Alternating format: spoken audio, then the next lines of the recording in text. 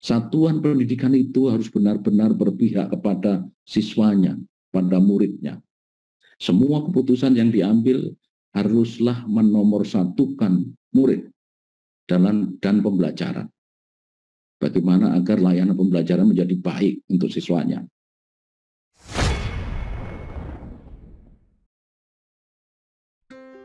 Nah, Bapak Ibu, kira-kira kebijakan apa yang berubah di tahun 2023 ini? Jadi memang kita selalu memperbaiki kebijakan ini. Tentunya tujuannya hanya untuk mempermudah satuan pendidikan, untuk memberikan keleluasaan, fleksibilitas untuk satuan pendidikan. Yang pertama, tahun 2023, BOS, BOP, PAUD, dan BOP kesetaraan menjadi bagian BOSP. Jadi dari sisi nomenklaturnya, itu nomenklaturnya menjadi satu, namanya BOSP, Bantuan Operasional Satuan Pendidikan. Gitu. Kalau kemarin masih ada BOS, masih ada BOP. Nah sekarang nomenklaturnya berubah menjadi BOSP, Bantuan Operasional Satuan Pendidikan. Itu meliputi semua jenjang dari PAUD sampai sekolah menengah dan SLB, juga termasuk di kesetaraan namanya BOP.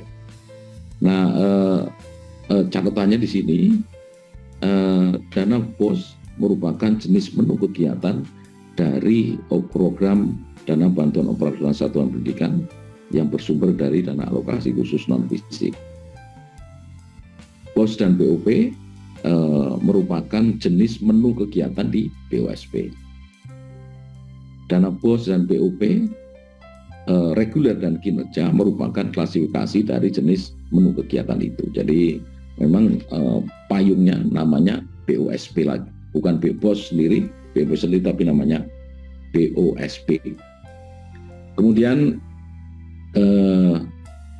prinsipnya adanya penggabungan nomenklatur tidak menghilangkan mekanisme pelaksanaan dana BOS maupun BOP yang selama ini telah berjalan. Jadi tidak ada ini hanya perubahan nomenklatur saja, tidak merubah apa-apa.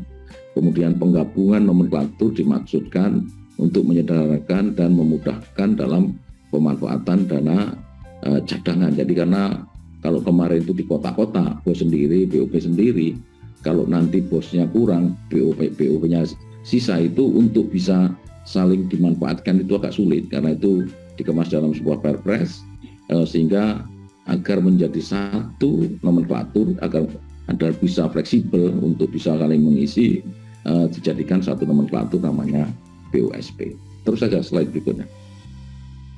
Nah, Bapak Ibu yang saya hormati, ada beberapa perubahan jenis BOSP di tahun 2023 ini.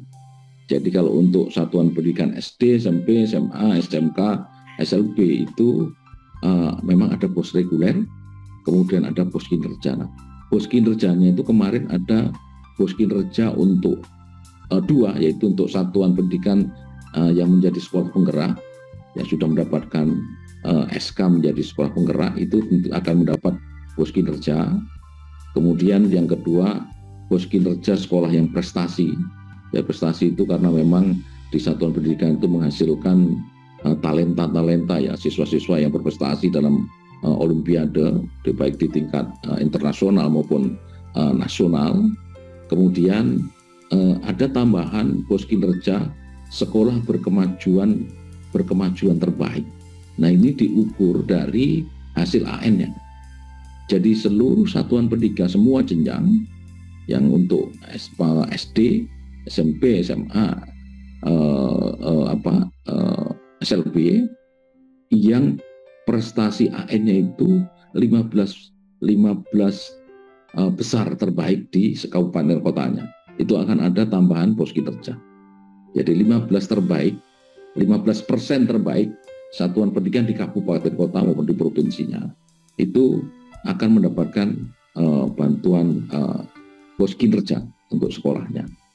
Nah, kemudian yang di PAUD belum ada, yang untuk kinerja berkemajuan terbaik itu, yang ada nanti di kesetaraan. Jadi ada tambahan itu saja, yang lain sama. Jadi ada satuan pendidikan yang nilai AN-nya itu terbaik, 15% terbaik di daerahnya, itu akan ada tambahan BOS kinerja, walaupun nggak banyak.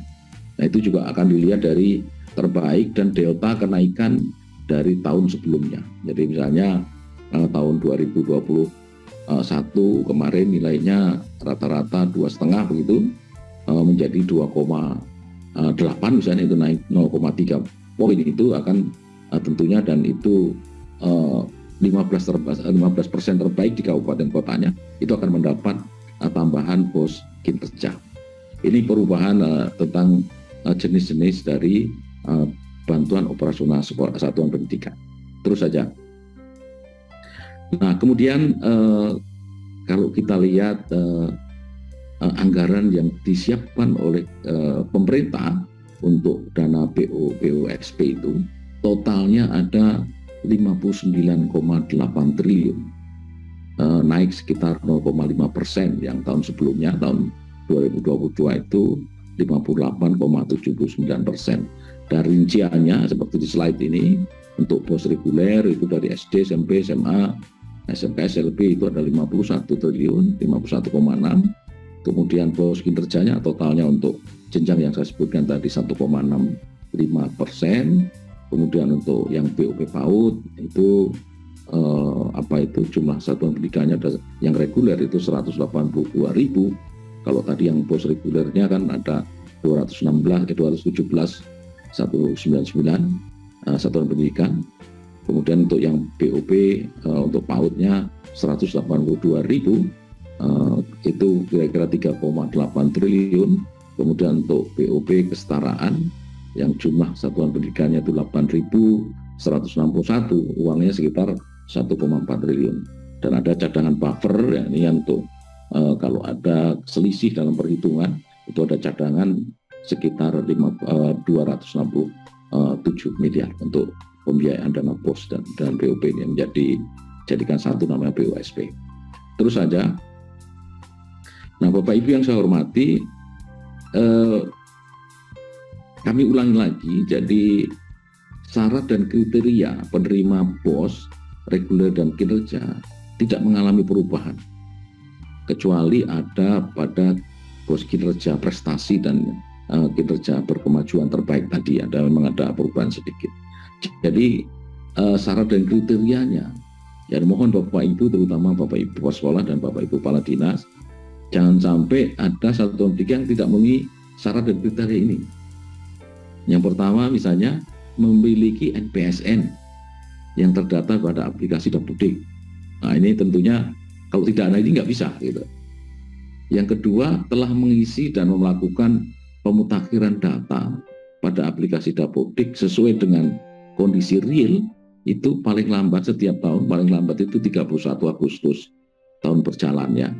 Karena updating data di paling akhir 31 Agustus tahun berjalan itu akan menjadi dasar dalam perhitungan dana pos tahun berikutnya. Jadi kalau 31 Agustus 2022 kemarin, itu akan menjadi dasar perhitungan untuk tahun 2023. Nah, ketika sekolah itu tidak melakukan updating data itu, kami tidak punya dasar untuk menghitung sekolah itu akan terima berapa dana posnya. Nah, sekali lagi jangan sampai terlambat dalam mengupdate datanya di Dapodik. Kemudian yang ketiga, mengisi izin untuk menyelenggarakan, jadi izin penyelenggaraan bagi satuan pendidikan yang diselenggarakan oleh masyarakat itu juga menjadi ketentuan di dalam Dapodik itu. Jangan sampai terlambat juga. Kemudian yang keempat, memiliki rekening. Nah, rekening ketentuannya sesuai dengan Persesjen, Kemdikbudristek, itu harus ditetapkan oleh pemerintah daerah, tidak diusulkan sendiri. Harus ditetapkan, kemudian dikirimkan ke Kemdikbudristek, kemudian akan disesuaikan di dalam datanya itu. Jadi harus ditetapkan, biar tidak dirubah sendiri-sendiri oleh satuan pendidikan. Jadi satuan pendidikan itu harus mengusulkan ke Pemda, ke pemerintah daerah yang bertanggung jawab tentunya di dinas pendidikan untuk ditetapkan oleh kepala daerah atau yang mewakili. Kemudian yang lima, tidak merupakan satuan pendidikan kerjasama. Jadi memang satuan pendidikan kerjasama tidak mendapatkan POS karena SPK itu adalah sekolah yang sudah dinilai baik, terutama dari sisi kemampuan pembiayaannya. Jadi dianggap sudah mampu, sangat mampu, bukan hanya mampu, sehingga tidak mendapat POS. Kemudian yang keenam, tidak merupakan satu pendidikan yang dikelola oleh kementerian atau lembaga lain. Jadi kalau ada sekolah yang di sekolah kedinasan yang dikelola oleh kementerian lain misalnya, itu tidak akan dapat BOS. Jadi kalau sekolah-sekolah nasional yang lain tentunya syaratnya tadi hanya ada 4 sebetulnya. Yang paling besar itu ya NPSN, izin penyelenggaraan, kemudian mengupdate datanya, dan mempunyai rekening. Nah, ini jadi catatan.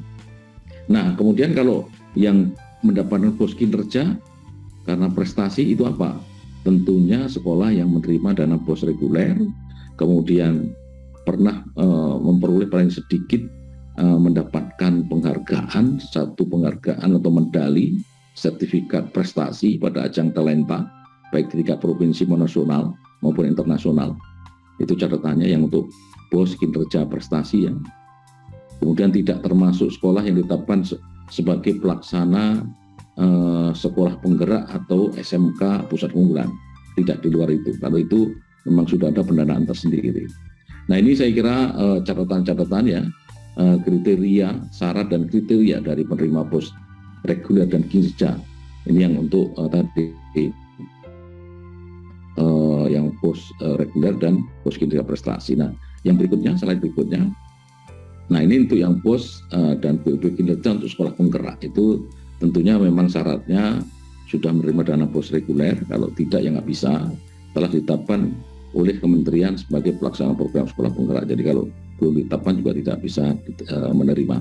Kemudian untuk yang kesetaraan juga ada catatnya, merupakan penerima BOS BOP reguler, tidak termasuk satuan pendidikan yang ditetapkan sebagai sekolah penggerak maupun SMK pusat keunggulan. Kemudian termasuk 15% satuan pendidikan yang memiliki kinerja terbaik ini ya, untuk yang kemajuan ya, yang mengalami prestasi kemajuan dilihat dari sisi A-nya tadi. Ini kira-kira syarat dan kriteria satuan pendidikan yang menerima dana BOS baik reguler maupun kinerja tadi. Terus saja. Nah, Bapak Ibu yang saya hormati, sama seperti BOS dan BOP PAUD mulai tahun 2023, pemerintah berharap satuan biaya yang bervariasi ini juga sudah diberlakukan untuk di BOP kesetaraan. Jadi kesetaraan mulai tahun 2023 itu juga biaya satuannya sudah variatif. Jadi kalau kita lihat catatan di sini yang kanan ya. Jadi biaya satuan biaya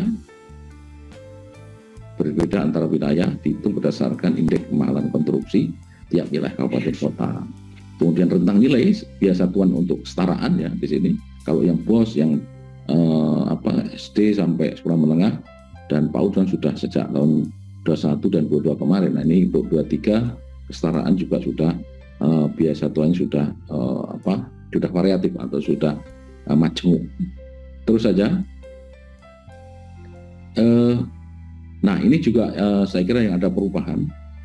Jadi mulai tahun 2023 penyaluran dana BOSP, yaitu baik dari dulu BOS yang untuk SD, SMP, SMA, SMK dan SLB, dan juga PAUD, termasuk juga kesetaraan, itu semuanya akan dilaksanakan 2 kali. Jadi kalau BOS kemarin masih 3 kali per 4 bulan, mulai tahun 2023 besok itu disalurkan 2 kali. Jadi 50%, 50%. Nah, nanti di Indonesia akan berubah. Jadi Bapak Ibu akan menerima, tentunya sekali menerimanya akan lebih besar ya. Kalau SMA menerima misalnya siswanya 1.000 akan menerima minimal 1,5 miliar gitu. Dulunya akan menerima 30%-nya, 40%, 30%, nanti akan menerima 2 kali. Kalau 1,5 miliar berarti 750 tahap pertama dan 750 juta di tahap kedua. Jadi akan berubah tahapannya. Terus saja. Kemudian tentunya penyalurannya juga akan memperhitungkan sisa dana tahun anggaran sebelumnya. Jadi sekali lagi tadi saya sudah mengingatkan, di akhir Desember jangan ada sisa. Semua sudah dilaporkan di dalam berkasnya. Situ. Jadi nanti di tahap pertama yang akan dikirimkan di akhir Januari 2023 itu sudah memperhitungkan sisa dana yang tidak digunakan pada akhir Desember 2022. Jadi kalau satu SMA dapatnya harus 1 miliar, cuma digunakan dilaporkan di angka 900, ada sisa 100 juta, itu artinya nanti tahun 2023 di tahap pertama harusnya terima separuhnya dari 1.500.000, itu akan hanya terima 400. Karena Bapak Ibu di satuan pendidikan itu ada sisa 100 juta. Nah ini mudah-mudahan tidak ada yang tidak ada yang menerima dikurangi tadi, tidak ada yang dikurangi tadi. Jadi catatan sekali lagi kami mengingatkan betul itu. Terus saja. Nah, Bapak Ibu yang saya hormati, pengelolaan dana BOS, prinsip-prinsipnya sudah kami sampaikan. Ini tidak berubah dari tahun ke tahun. Tentunya fleksibel, efektif, efisien, akuntabel, dan transparan. Fleksibel artinya pengelolaan dana dilakukan sesuai dengan kebutuhan satuan pendidikan. Jadi tidak ada kotak-kotak lagi gitu, karena memang sekolah satu dengan yang lain itu kebutuhannya beda. Satu sekolah ini sekarang perlu buku pelajaran yang menghabiskan misalnya 50 juta. Tapi sekolah lain belum tentu butuh buku itu. Mungkin kegiatan lain yang diperlukan. Jadi berbeda. Jadi ini fleksibel namanya. Jadi pembelanjaannya mengikuti dari Permendikbud yang terkait dengan Juknis BOS, tetapi fleksibilitasnya itu diserahkan kepada tanggung jawab kepala sekolah sebagai penanggung jawab di satuan pendidikan. Kemudian efektif artinya pengelolaan dana diupayakan dapat memberikan hasil, pengaruh dan daya guna yang mencapai tujuan pendidikan di satuan pendidikan. Untuk mencapai itu efektif memang digunakan untuk membiayai kegiatan-kegiatan yang sudah diprogramkan di satuan pendidikan itu, bukan untuk yang lain. Efisien artinya pengelolaan dana diupayakan untuk meningkatkan kualitas belajar peserta didik dengan biaya yang seminimal mungkin, tapi mendapatkan hasil yang optimal. Itu namanya efisien. Jadi bagaimana untuk meningkatkan kualitas pembelajaran yang seminimal mungkin biayanya, tetapi hasilnya optimal. Kemudian akuntabel, tentunya pengelolaan dana dapat dipertanggungjawabkan secara keseluruhan. Jadi walaupun fleksibel, tapi kepala sekolah tetap bertanggung jawab. Jadi Bapak Ibu kepala sekolah itu yang paling bertanggung jawab. Walaupun Bapak Ibu mungkin tidak pegang uangnya langsung, yang pegang mungkin bendaharanya, tapi yang tanggung jawab utuh itu yang penuh itu adalah kepala sekolah, karena kepala sekolah sebagai penanggung jawab di satuan pendidikan itu. Makanya jangan sampai tidak tahu Bapak Ibu kepala sekolah. Ada yang ditanya, Pak berapa dana BOS-nya? Nggak tahu. Sekolahnya dapat setahun berapa itu? Itu keliru saya kira. Kepala sekolah harus tahu berapa dana BOS setahun, digunakan untuk apa. Harus tahu Bapak Ibu kepala sekolah, walaupun tidak pegang uangnya langsung. Kemudian tentunya yang kelima, prinsipnya adalah transparan. Pengelolaan dana dikelola secara terbuka dan mengakomodir aspirasi pemangku kepentingan sesuai dengan kebutuhan satuan pendidikan. Tentunya perlu dilaporkan kepada warga masyarakat, pada warga satuan pendidikan bahwa sekolah ini menerima dana BOS sekian dan digunakan tahapannya untuk ini pun saya kira perlu disampaikan kepada warga sekolah dan masyarakat, tentunya terutama orang tua dari anak-anak yang sekolah di situ. Terus saja. Baik, Bapak Ibu yang saya hormati, penggunaan dana BOS reguler dan kinerja lebih fleksibel dan mengedepankan otonomi satuan pendidikan dalam merencanakan sesuai dengan kebutuhan. Nah, ini item-item ada 12 ya, yang saya kira Bapak Ibu tidak berubah ini. Bapak Ibu nanti bisa dibaca sendiri di Juknisnya. Jadi walaupun fleksibel, tapi bukan untuk semua untuk apa saja boleh, bukan ya.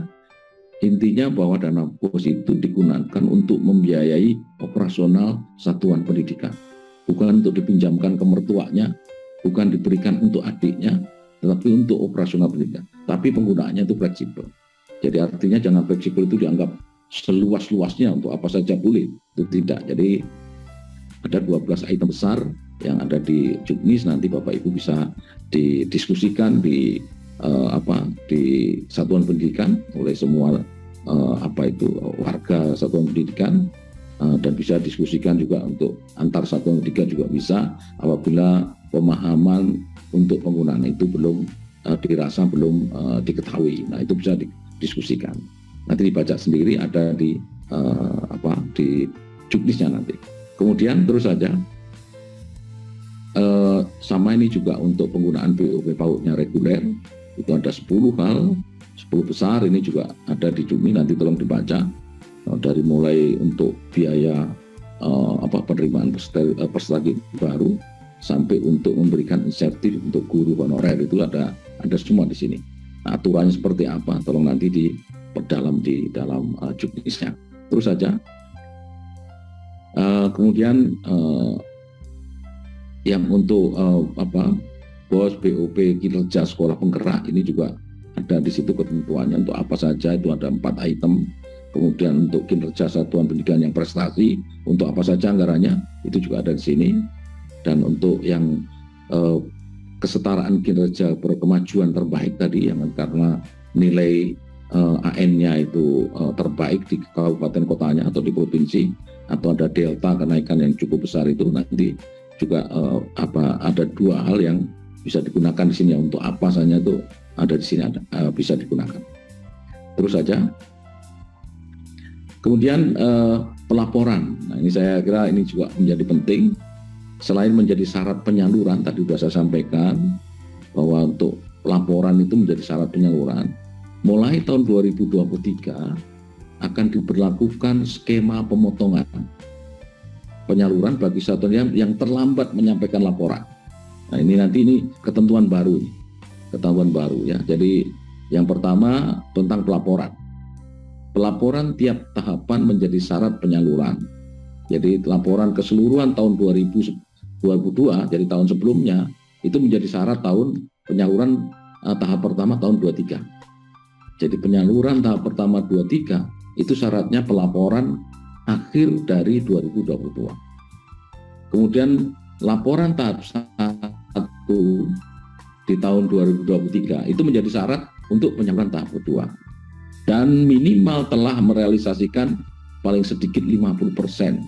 Jadi laporannya itu misalnya tahap 1 itu dananya 500 juta, itu minimal 50%, itu berarti dari 500 berarti 250 dari pertanggungjawaban. Itu sudah boleh bisa menerima tahap kedua. Tidak harus 100%. Tapi di akhir tahun, nanti di akhir tahun 2023 itu harus sudah dilaporkan semua untuk syarat penyaluran semester 1 atau tahap 1 2024 gitu. Nah, ini saya kira yang agak berubah ya dari tahun sebelumnya. Jadi mohon tidak harus diketahui betul, diskusikan di situ bagaimana tidak menyimpang atau tidak menyalahi ini agar Bapak Ibu menerima anggarannya penuh ya gitu. Dan laporannya hanya menggunakan satu aplikasi namanya Arkas. Kalau kemarin masih ada dari aplikasi yang dari BOS Salur ya, tapi sekarang hanya satu. Dari mulai 23 nanti laporan dari penggunaan dana BOS maupun BOP itu menggunakan aplikasi Arkas. Kemudian batas waktunya untuk tahap 1 itu paling lambat 31 Juli 23, itu hitungannya sudah mundur 1 bulan ya. Tahap 1 itu kan 6 bulan sampai Juni. Nah, ini paling lambat laporannya 31 Juli 23. Nah, tentunya kalau terlambat, Bapak Ibu pas tahap pertama juga akan terima terlambat kalau terlambat.